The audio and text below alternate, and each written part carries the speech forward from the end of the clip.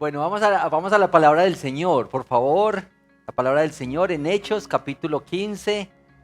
Ya en nuestra serie, estamos en el capítulo 15, nuestra serie que se llama Hasta lo último de la tierra. Llegamos hoy al capítulo 15, vamos a leer juntos hasta el versículo 21. Entonces encienda su móvil, abra su Biblia o mire la pantalla porque ahí vamos a tener el texto. Dice así la palabra del Señor. Algunos que llegaron de Judea enseñaban a los hermanos: si no se circuncidan conforme al rito de Moisés, no pueden ser salvos. Como Pablo y Bernabé tuvieron gran disensión y debate con ellos, los hermanos determinaron que Pablo y Bernabé y algunos otros de ellos subieran a Jerusalén, a los apóstoles y a los ancianos para tratar esta cuestión. Así que, siendo enviados por la iglesia, pasaron por Fenicia y Samaria, relatando detalladamente la conversión de los gentiles, y causaban gran gozo a todos los hermanos. Cuando llegaron a Jerusalén, fueron recibidos por la iglesia, los apóstoles y los ancianos, e informaron de todo lo que Dios había hecho con ellos. Pero algunos de la secta de los fariseos que habían creído se levantaron diciendo: es necesario circuncidarlos y mandarles que guarden la ley de Moisés. Entonces los apóstoles y los ancianos se reunieron para considerar este asunto. Después de mucho debate, Pedro se levantó y les dijo: hermanos, ustedes saben que en los primeros días Dios escogió de entre ustedes que por mi boca los gentiles oyeran la palabra del evangelio y creyeran. Dios, que conoce el corazón, les dio testimonio dándoles el Espíritu Santo, al igual que a nosotros. Y ninguna distinción hizo entre nosotros y ellos, purificando por la fe sus corazones. Ahora pues, porque tientan a Dios, poniendo sobre el cuello de los discípulos un yugo que ni nuestros padres ni nosotros hemos podido llevar. Creemos más bien que somos salvos por la gracia del Señor Jesús, de la misma manera que ellos también lo son. Toda la multitud hizo silencio y escuchaban a Bernabé y a Pablo, que relataban las señales y prodigios que Dios había hecho entre los gentiles por medio de ellos. Cuando terminaron de hablar, Jacobo tomó la palabra y dijo: escúchenme, hermanos. Simón ha relatado cómo Dios al principio tuvo a bien tomar de entre los gentiles un pueblo para su nombre. Y con esto concuerdan las palabras de los profetas, tal como está escrito: después de esto volveré y reedificaré el tabernáculo de David que ha caído, y reedificaré sus ruinas, y lo levantaré de nuevo para que el resto de los hombres busque al Señor, y todos los gentiles que son llamados por mi nombre, dice el Señor, que hace saber todo esto desde tiempos antiguos. Por tanto, yo opino que no debemos molestar a los que dentro de ustedes, los gentiles, se conviertan a Dios, sino que les escribamos que se abstengan de cosas contaminadas por los ídolos, de fornicación, de lo estrangulado y de sangre. Porque Moisés desde generaciones antiguas tiene en cada ciudad quienes lo prediquen, pues todos los días de reposo es leído en las sinagogas. Amén. Hasta aquí la lectura de la palabra del Señor. Oremos. Señor, estamos ante tu presencia y ante tu palabra. Te damos gracias por ella. Te pedimos que así como has hablado por esta palabra en otros momentos, en otras circunstancias, así también por tu palabra hoy seamos edificados, animados o exhortados tal vez, traídos a la fe por ella, Señor. Gracias por tu palabra que es viva, eficaz y es poderosa. En el nombre de Cristo Jesús. Amén. Amén. Bueno, mis hermanos, mi introducción. Mi introducción es un poquito rara. Ustedes saben que es una postectomía. Nadie sabe. En los otros cultos tampoco sabía ninguno. Bueno, por lo menos no dijeron. Una postectomía es el nombre médico para una circuncisión. Pero algunos dicen, ¿y qué es una circuncisión? Entonces también les voy a decir que es una circuncisión porque a mí me gusta puro wiki. es una operación quirúrgica que consiste en cortar una porción o la totalidad del prepucio del órgano sexual masculino. Se practica principalmente por motivos rituales o médicos. Y cuando se realiza como un procedimiento médico se denomina así, postectomía. Bueno, ya tomen notica ahí, están culturizados con cómo se llama la circuncisión en términos más médicos. Mire, la circuncisión era muy importante en la tradición judía, porque fue establecida por Dios mismo. Dios mismo estableció la circuncisión como la señal del pacto. Ustedes pueden leer esto muy detalladamente, por cierto, en Génesis 17. Está el relato donde por primera vez Dios le dice a Abraham que se circuncidara a él y a todos los hombres de su casa, y de ahí para adelante todos los judíos como una señal de ser incorporados en el pueblo de Dios. Y esto dice que ese mismo día Abraham circuncidó a todos los de su casa. ¿Se imaginan? Hijos, cercanos, esclavos, trabajadores, a todos, creo que hasta los amigos los circuncidó ese día. Y esto era muy importante porque el Señor creó un vínculo de vida compartida entre Él y su pueblo por medio de la circuncisión. Y era muy importante, y fue muy importante la circuncisión en el pueblo del Señor, entre los judíos. Yo creo que los judíos llevaban esa circuncisión como una cicatriz que los enorgullecía. Ellos podían decir, yo estoy en el pacto y tengo cómo probarlo. Una cicatriz que les producía algo de sacar pecho. Yo creo que a veces como una cesárea, tal vez para una mamá. Una cicatriz que dice, esto tiene nombre, esta cicatriz tiene un nombre. Bueno, les voy a dar primero el título de esta predicación. Vamos a ver si los muchachos los chicos de aquí de audiovisuales nos van ayudando. La cirugía del corazón. Porque vamos a hablar a propósito de la circuncisión. Lo que cantamos esta tarde en estas canciones acerca del pacto, el nuevo pacto. Y el nuevo pacto tiene que ver también con una circuncisión, pero es en el corazón. Bueno, la cirugía del corazón. Esta idea, en esto que hemos leído, en esta porción que hemos leído, el problema con los judaizantes era esencialmente la salvación por Cristo y algo más. Cristo y algo más. Esta es en realidad de fondo la polémica entre el evangelio y la religión. Porque el evangelio es el que te dice Cristo y solo Cristo. Y la religión te dice Cristo y alguna otra cosita, era tan serio el debate y era tan serio el asunto que suscitó un concilio. Y aquí, cuando estamos leyendo Hechos, estamos viendo la primera vez de muchas cosas. Y esta fue la primera vez de un concilio. ¿Cómo los líderes de la iglesia enfrentaron ese asunto? ¿Y qué cosas nos dejan para la iglesia? Eso es muy importante. Vamos a ver algunas cosas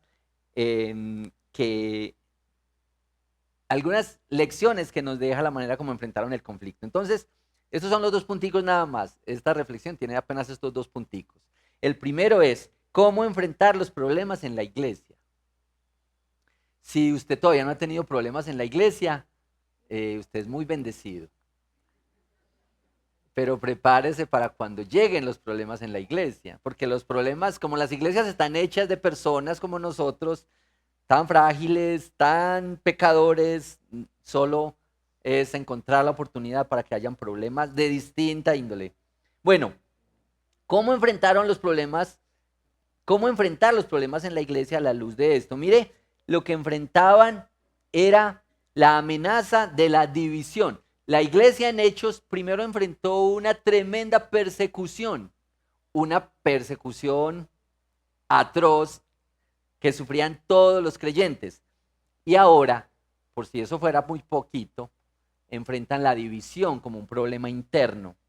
La iglesia está creciendo, está avanzando, está llegando hasta lo último de la tierra, pero encuentran que algunos judíos creyentes, porque aquí está claro que eran creyentes,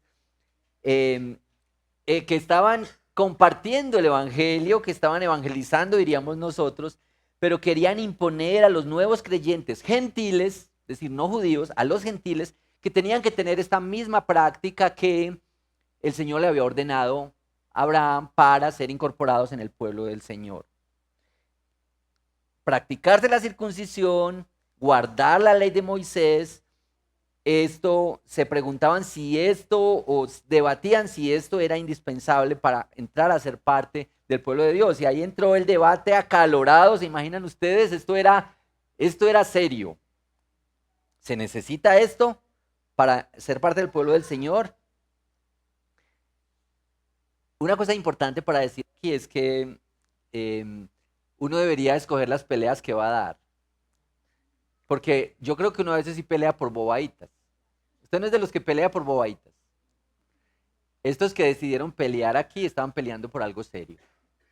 Porque lo que está en juego es el evangelio y es la unidad de la iglesia. Así es que ellos dijeron, vea, no importa lo que haya que hacer. Tenemos que reunirnos. ¿Cuántas horas hay que dedicarle a eso? ¿Cuántas conversaciones? ¿Qué hay que hacer? Y vamos hasta donde sea, porque esto es un asunto serio. Escojamos también nosotros las peleas que vamos a dar. Cuando es serio, cuando lo que está en juego es serio, cuando es el evangelio, cuando es la iglesia, la unidad de la iglesia, los hermanos. Yo creo que vale la pena considerar esto. Pedro, Pablo, Bernabé, Jacobo, todos representaban todas estas iglesias que estaban en esta discusión, pero lo que hicieron debería llevarnos a pensar en cómo enfrentar los problemas de la iglesia. Esas tres cosas que hicieron y que vemos a la luz de este texto. Seguramente hay otras, pero estas tres que yo creo que se destacan. Ellos encargaron a ancianos y a los líderes de la iglesia para que enfrentaran y ayudaran a resolver el asunto. Y eso le hace pensar a uno en la importancia del gobierno plural de la iglesia. Nosotros sabemos que nuestros contextos han sido muy marcados por los líderes caudillistas, por una persona que se destaca y que tiene mucha fuerza. Pero en el Nuevo Testamento esto es tan importante. Los líderes, los ancianos de la iglesia formaban equipos de trabajo para resolver los problemas. El gobierno plural de la iglesia, esa es una cosa que deberíamos defender. El gobierno plural de la iglesia. En esta iglesia nuestra, la iglesia local del Señor nos ha permitido, tenemos el privilegio de tener ancianos y pastores, 6 ancianos actualmente, otro grupo de ancianos en formación, pero deberíamos siempre estimular que la iglesia sea apoyada y encaminada por un gobierno plural, por un grupo de hermanos que pueden entre todos avanzar, conversar, ayudar a la iglesia y que no quede solamente en una persona. La segunda cosa que hicieron estos hermanos de esta iglesia es muy importante, está en el versículo 16. Ellos recordaron las promesas de Dios, las promesas hechas, especialmente en el Antiguo Testamento. Esto es una cita de Amós, capítulo 9, versículos 11 y 12, donde dice que el Señor reedificaría el tabernáculo y traería de distintos lugares a los gentiles, a los que son llamados por su nombre. En medio de los conflictos, a veces se nos olvidan las promesas del Señor. Cuando hay conflictos, a veces nos concentramos en lo que está pasando aquí. Y claro, los ánimos se suben y hay mucha exaltación, pero lo que hicieron estos hermanos fue recordar lo que el Señor había dicho y que esta polémica y estos problemas tenían que ver con algo que el Señor había dicho. ¿Por qué nos enfrascamos aquí si el Señor ha hecho unas promesas, ha dicho algo? La solución a los problemas también para nosotros debería pasar por recordar lo que Dios ha hecho. Mira, si enfrentas dificultades y problemas en la convivencia en la iglesia, en la amenaza de la unidad de la iglesia, deberíamos recordar qué es lo que el Señor ha dicho que va a hacer con nosotros, con su pueblo, con sus hijos. ¿Cuáles son las promesas? ¿Cuáles son los anuncios que el Señor ha hecho? Recordar las cosas que el Señor tiene hacia adelante. La tercera cosa es que estos que enfrentaron estos problemas antepusieron los intereses del reino a los intereses particulares. Y esto también cuenta para nosotros a la hora de los conflictos. Hay que aprender a ceder en algunas cosas si eso es un obstáculo para los hermanos, para avanzar, para la iglesia, para la comunión, para la unidad. Definir cuáles son las cosas esenciales, lo que llaman por ahí los no negociables. Pero pensar que hay muchas cosas que sí, que podemos ceder por el bien de la iglesia, por el bien de los hermanos, por el bien de la comunión. Uno puede pensar en las contribuciones que le hace a la iglesia. No en plata, aunque también. Pero ¿cuál es mi contribución para caminar en la iglesia y para vivir la unidad? Para reflejar que yo hago parte del cuerpo de Cristo. Y tengan en cuenta, por favor, que a veces nuestras contribuciones para la unidad a veces pueden ser dolorosas, a veces pueden ser sacrificiales. De hecho, no sé si recuerdan que el pastor Diego ha estado hablando en estos días de uno de verdad no ha amado si ese amor no ha costado, si no ha sido doloroso. Porque cuando todo está encuadradito y todo resulta, eso pues sí, está ahí. Pero realmente se mide mucho en el costo que se paga en el medio del sacrificio. Bueno, finalmente sobre esto de cómo se resuelven los conflictos en la iglesia, deberíamos pensar que tenemos que ceder como expresiones de amor a la iglesia. El tiempo, un descanso del domingo por la tarde, para venir a estar con los hermanos y adorar al Señor. Pero tal vez hay cosas que el Señor nos llama a ceder. Por amor, por el cariño a nuestros hermanos.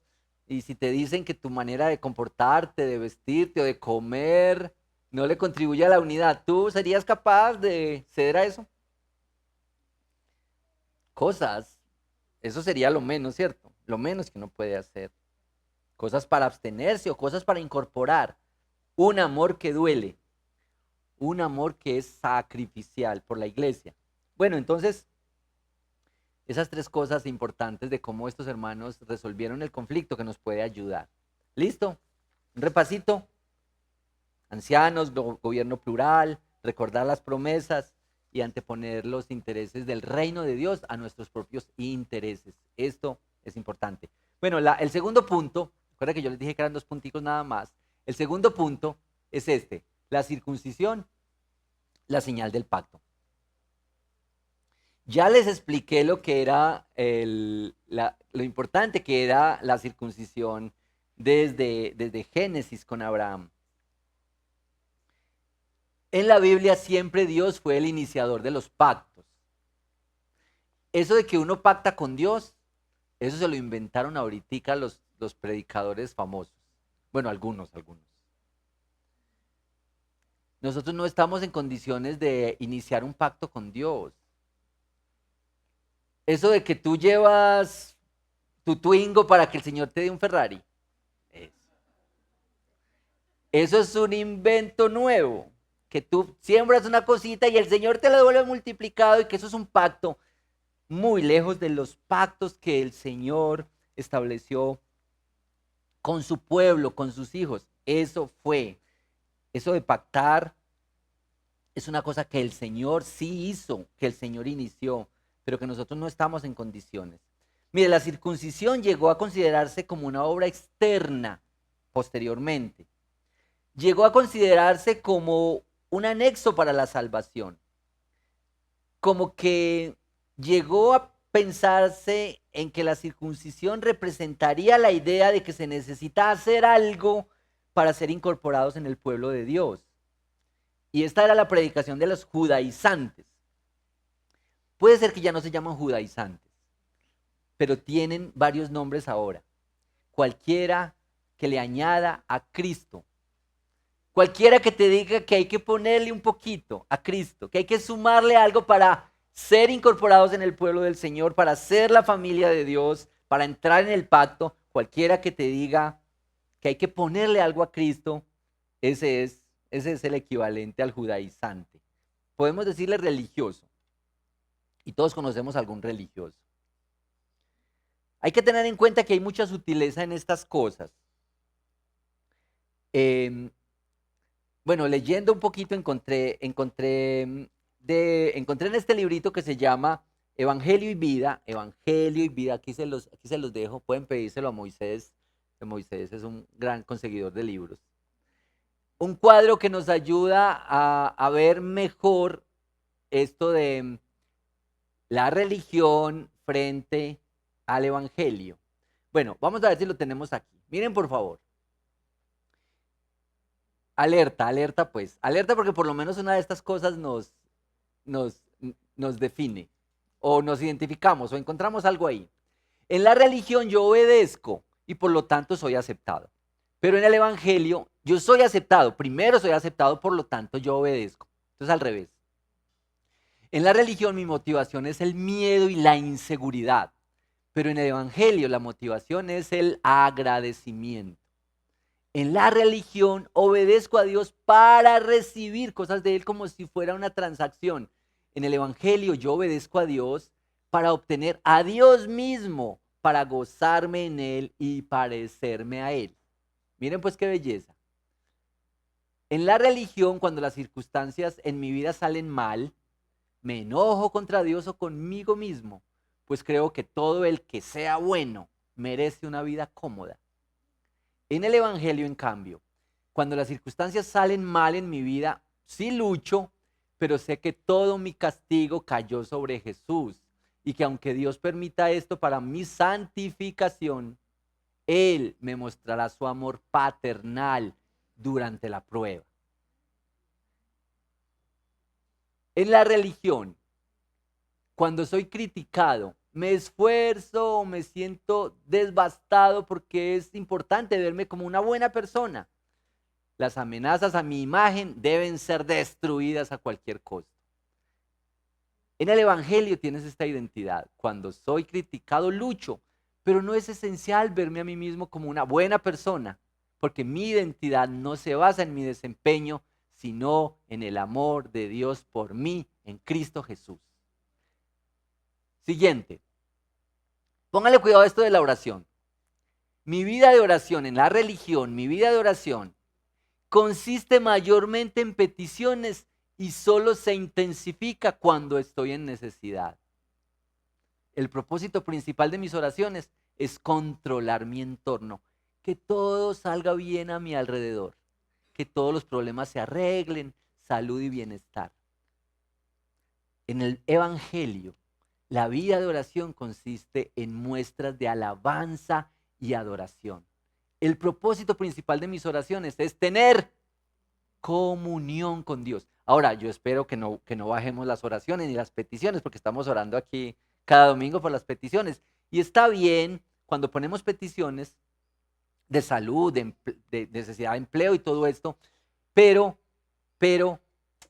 antepongamos comunión con el Señor antes que tener los bienes del Señor. Bueno, nos faltaba una. Déjenme leemos esta última que nos faltaba, o creo que nos faltaba dos. En la religión mi autoestima va de un extremo a otro. Cuando cumplo con mis estándares me siento confiado, pero después tiendo a ser orgulloso y grosero con las personas que fallan. Cuando no cumplo con mis estándares me siento humillado y sin confianza. Me siento como un fracasado. En el Evangelio mi autoestima no se basa en mi desempeño moral. En Cristo soy justo y pecador a la vez. Soy tan malo que Él tuvo que morir por mí y soy tan amado que Él estuvo dispuesto a morir por mí. Esto produce simultáneamente humildad y seguridad en mi corazón. Miren pues, esta sí es la última. En la religión mi identidad y valores están basados principalmente en mis esfuerzos y mi moralidad. Así que miro con desprecio a los que percibo como flojos e inmorales. En el Evangelio mi identidad y valores están centrados en aquel que murió por mí. Soy salvo por pura gracia. Así que no puedo despreciar a aquellos que tienen creencias o prácticas diferentes. Soy lo que soy únicamente por la gracia de Dios. Este puntico me parece tan importante porque nuestra tendencia es a señalar a los que son muy malos. Y cuando usted señala a alguien, usted está diciendo simultáneamente, yo no soy así. Cuando usted dice, ay, tan malo, ay, tan mala persona, ay, como, y señala sus pecados, está diciendo, yo no soy así. Y entonces queremos tener superioridad moral ahí. Bueno, ahí está pues el cuadrito. Yo lo envié incluso a los chats, todos los que están en el chat de la iglesia tienen por ahí ese cuadrito. Pueden repasarlo esta semana y hacerse ahí un autoexamen. Bueno, dos cosas sobre el nuevo pacto y la circuncisión del corazón. Desde Moisés, Deuteronomio 10:16, ustedes pueden leerlo después, Jeremías 4:4 y especialmente Pablo en Romanos. Sí quiero leer esta de Romanos 2. A ver, quiero leer esta de Romanos 2. Romanos 2:28. Miren por favor. Porque no es judío el que lo es exteriormente, ni la circuncisión es la externa en la carne, pues es judío el que lo es interiormente, y la circuncisión es la del corazón, por el espíritu, no por la letra, la alabanza del cual no produce de los hombres, sino de Dios.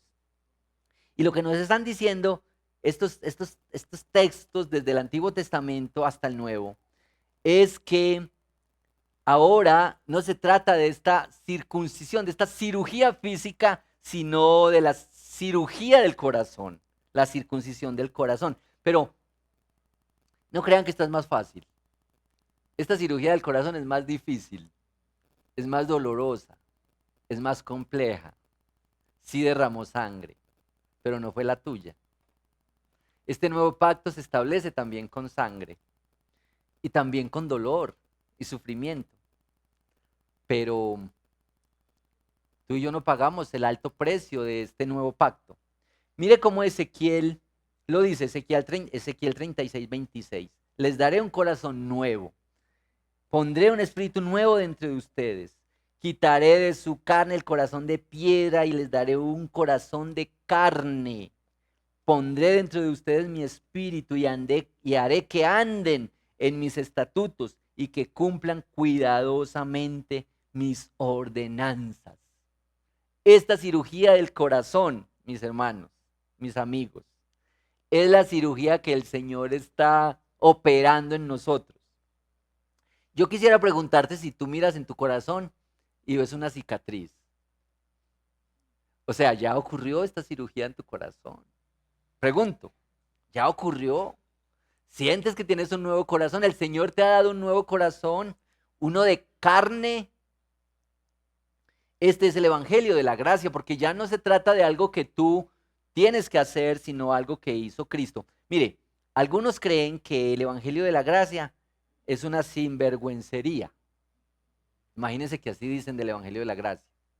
Yo les voy a explicar a los que creen que el evangelio de la gracia es un evangelio barato.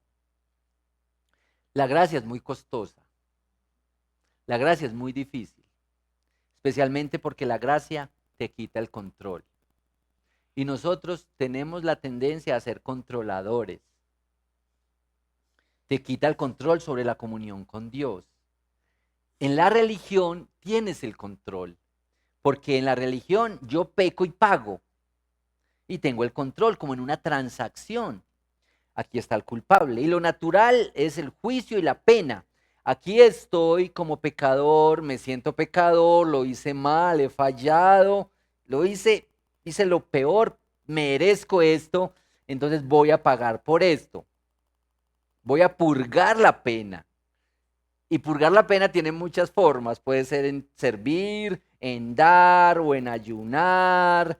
Ahora, no es que todas esas cosas están mal. Ayer tuvimos un hermoso retiro con el liderazgo de la iglesia. Tan bonito. Es decir, no se trata de que no hacemos todo eso. Es cuando hacemos todas estas cosas como una transacción con Dios, para que Él nos acepte, nos ame, nos reciba. Bueno, cuando eso se hace así, es religión. Formas de control. Voy a controlar mi relación con Dios. Voy a recuperar por esta vía mi comunión. Y como eso se ve, Entonces la gente nos elogia por lo bonito que hacemos las cosas y esto refuerza el autoengaño. Nosotros, controladores, creemos que a Dios nos lo ganamos con obras. Así como nos podemos ganar el cariño de alguien, de nuestros hijos. O como ese esposo que nunca le da a la esposa ni un confite. Y un día le llega con un collar de diamantes. Y la señora dice, ¿este qué haría? Eso está muy sospechoso. Nosotros creemos que es así que se resuelven las transacciones con Dios. Como hemos fallado, entonces lo sorprendemos a Él con nuestras obras. Este es el camino de la religión. Mis queridos hermanos y amigos, el Evangelio es la extraordinaria noticia de que ya no necesitas el control. No puedes impresionar para que Dios te ame más, pero tampoco puedes decepcionarlo. Por supuesto, Él está en el proyecto de santificarte y disciplinarte, pero no logras decepcionarlo por tus fracasos, por tu incapacidad para obedecer y cumplir la ley.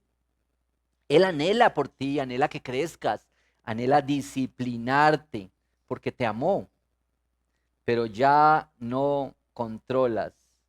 Podemos vivir en la libertad que nos da Cristo, la libertad del Evangelio. Pablo dice en Romanos que de todos modos nosotros somos esclavos de algo.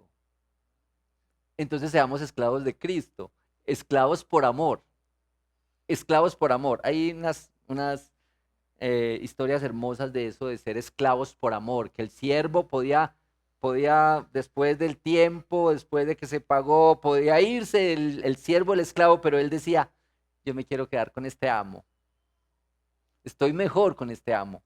Bueno, si es así, si tenemos esa libertad para vivir, para caminar, para hacer todo, ahora decidimos amar y servir y obedecer al Señor en la libertad que el Señor nos ha dado. Esto es lo que tiene que ver con este nuevo pacto, con el pacto que circuncida nuestro corazón. Yo quisiera preguntarte si la fe te ha traído a una nueva relación de amor con este Salvador. Si tú has sido incorporado en el nuevo pacto por la fe, por la obra de Cristo, por la confianza en Él. Porque tú puedes entrar en esta relación de amor con Dios. No importa tu condición, ni qué tan malo te sientas hoy. Esta es la invitación de Cristo y su evangelio para la salvación y para la fe. Otra vez la pregunta, si tú miras hacia tu corazón, ¿puedes ver una cicatriz? Probablemente sí. Y ahora tienes un nuevo corazón y lo que estás es en un tratamiento permanente porque tienes un corazón ajeno.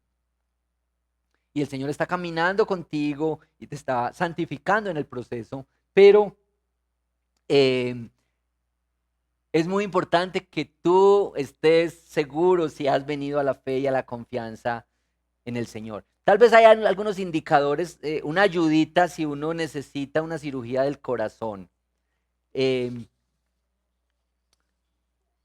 Estas tres preguntitas para ver si uno necesita una cirugía de corazón. ¿Hay algo que amas más que a Dios?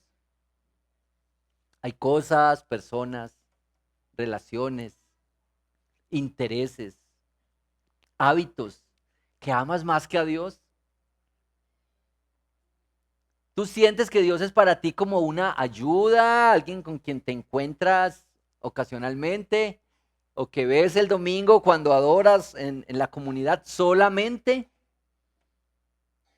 Esto es muy importante porque el Señor, como hemos dicho antes, el Señor Dios no está en el negocio de las reparaciones, sino de las demoliciones y las nuevas obras. Y muchas veces lo que más necesitamos es que el Señor derribe todos nuestros argumentos y nos dé una nueva identidad y construya algo en nosotros. Gracias, Andrés. Y construya algo nuevo. En las ruinas, construya algo nuevo. Bueno, cuando ves este cuadrito sobre la religión y sobre el evangelio, ¿cómo te identificas? ¿Cómo te sientes ahí? ¿Cómo te ves? Mire, yo creo que es relativamente fácil hacer del Señor hacerlo nuestro Salvador, pero es difícil hacerlo nuestro Señor, el Señor de nuestra vida. Y la incorporación en este pacto de sangre que el Señor ha hecho por nosotros implica que Él sea nuestro Señor. Entonces yo sí quiero invitarte a que tú pienses cuáles son las partes de tu vida donde no hay señorío de Cristo y tú necesitas rendirle a Él. Es decir, Señor, aquí estoy, aquí está mi vida, aquí está mi alma, aquí están estas partes que yo he reservado, que he pensado que yo puedo manejar, yo puedo controlar. En este pacto, Él quiere ser el Señor, completo Señor de nuestra vida.